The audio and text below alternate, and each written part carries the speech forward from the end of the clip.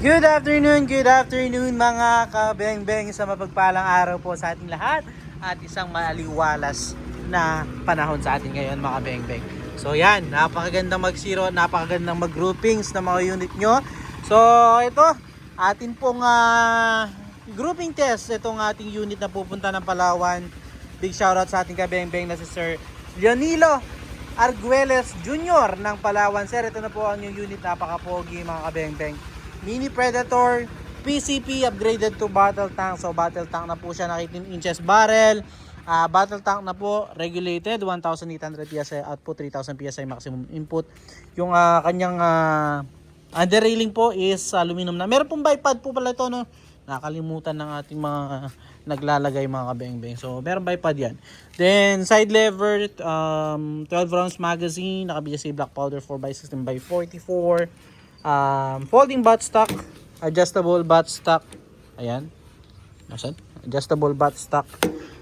Sa kabila, mga safety feature niya, decocker, output gauge, yung kanyang safety na yan po. Ayan. Inlet. Ayan, inlet port niya, narito rin po mga beng-beng. So, tara!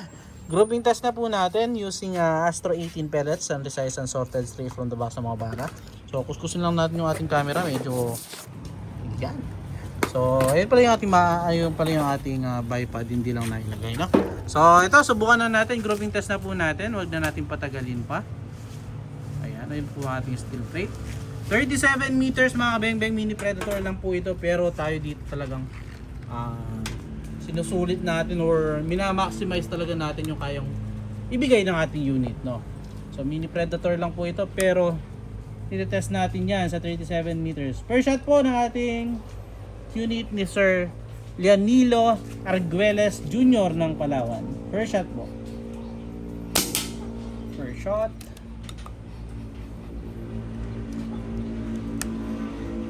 Second shot po.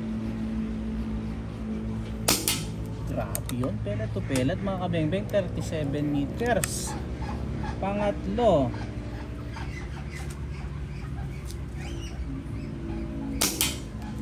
Pang-apat.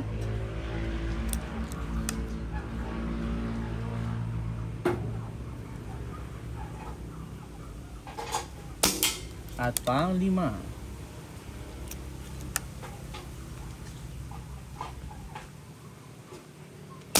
So sir, 5 out of 5. Wala tayong naging flyer.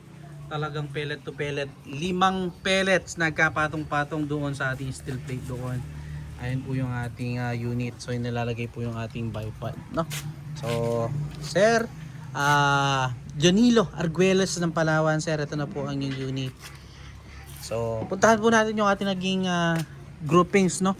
So ayan po yung looks niya. So hindi na ilagay. Ayan, may makalagay. So ayan, lagay mo muna.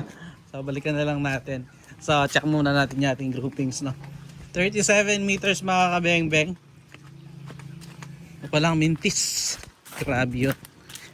5 out of 5. Pinakamaliit nating daliri, sir. Ayan po, cover na cover yung ating groupings. Grabe yun. 37 meters, ayun po yung ating unit, oh. Ayun pa lang. So puntahan natin ulit.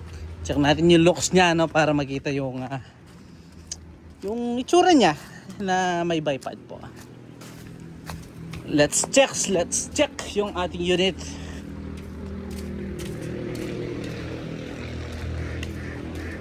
Kagwapo mga kabeng-beng, ngayon yung ating unit, sir. Sir Leonilo Arguelles, ayun po yung inyong unit. Salamat po again mga kabeng-beng. Peace out po.